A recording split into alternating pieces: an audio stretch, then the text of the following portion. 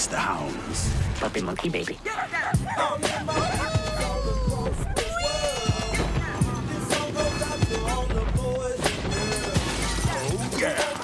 You're saying the pan I used to fry my bacon is made out of flying saucers? We don't have time for a science lesson, Mr. Ramsey. The alien ambassador is already here. Whoa. Not her. Him. Hey, what's up, dude? Yes! Lunch and a show, huh? How about that? And that is a sandwich. I'll have what she's having. You knew that line was coming, right? Super Bowl ads are here, and for some, they're actually the best part of the game. You just saw, of course, Meg Ryan and Billy Crystal recreating that famous Katz's Deli scene from when Harry met Sally in a commercial for Hellman's. Well, here with me now to discuss this and some other highly anticipated Super Bowl ads is Jeanine Poggi. She is the editor-in-chief for Ad Age. Thank you for being here. Thanks for having me. And what I love about what we're about to discuss is you've mentioned to me that it's unhinged humor that we can expect in the ads this year. They also bring out big celebrities. So what's standing out to you? Yeah, think about all of the craziness going on social media right now. It's sort of that absurdist humor, unhinged humor, memifying. You see that in a lot of the commercials this year. You have seal as an actual seal for Mountain Dew. There is a tongue dancing and like a real tongue dancing for Coffee Mate. There's just some really crazy sort of slapstick humor, and it's going to be a fun one. But it's good to hear that, because this is an exercise not just in massive viewership, but creativity. I had always seen that these ads cost a lot of money, but they don't necessarily bring returns for these companies. How much does a spot run this year? So it's ranging for $7 million if you got in early. There were a lot of folks on the wait list. Demand was really high to get into the Super Bowl this year. Those who got off the wait list could be paying as much as $8 million for 30 seconds. That is stunning. And I know that Doritos launched its Crash the Super Bowl. This is a contest they had this year. Let's just show our viewers the winning spot. Aliens. UFO detected.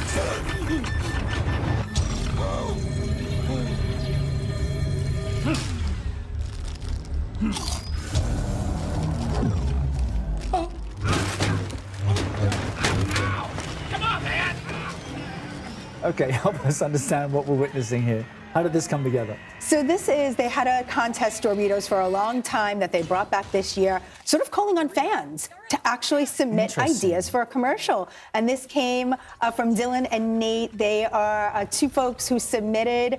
They actually got their submission in like 90 minutes before deadline.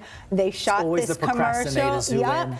And we're seeing this. This is an alien-themed spot, which is actually, you're going to see a couple of alien space-themed ads during the Super Bowl. So I don't know, coincidence, but this is from them, and this was all fan-driven. Another interesting thing that you've mentioned about the cost for these ads, you know, companies don't necessarily get those millions back, but they want to be a part of an American flagpole event. Some companies are now doing this for the first time. Which ones are those? Yeah, so we're seeing a lot of brands getting in for the first time. This is really a play for awareness, right? Like you said, you really want to get as many eyeballs watching and knowing your product as possible in the hopes that they'll buy it at some point down the road. So we have Coffee Mate as a first-time buyer into the game. We have a lot of brands like Totino's Pizza Rolls. They're in for the first time. Ritz Crackers, which household brand, but this is their first time airing an ad. Even Haagen-Dazs will air its first commercial. It's surprising to hear that this is a first time for big brands like that. And of course, AI is everywhere. It's also in the creative space. What are we learning about how companies are using that to their advantage for this? Really interesting. We couldn't escape AI this year, right? So you would think it would be a part of the actual creative process in creating the ads, but we're not hearing too much about it actually coming into the ideation and creative process. What we are seeing is a couple of brands like Meta and GoDaddy actually promoting AI products, and a couple of brands like a Salesforce alluding to AI with an AI agent who is Matthew McConaughey. So based on everything you've seen, what is the top ad we should look out for? You're the expert here, Jeanine. Come on, what do we need to focus on? I do think people are going to love the Mountain Dew seal on a seal. It combines the humor element with a celebrity, and Kiss from a Rose is in there with some new lyrics. So I think it is a nice combination. I think people will enjoy the Hellman's spot. Whenever you revive sort of a classic, iconic movie, that always does well. And I think people will enjoy the Google ad as well. A little on the other side, a little bit more serious, but I think that will be an enjoyable one as well. All right. Well, thank you for this. Thank you for coming. Now we know what to look out for. Jeanine Poggi with Ad Age. We really appreciate it. Thank you. Thank you.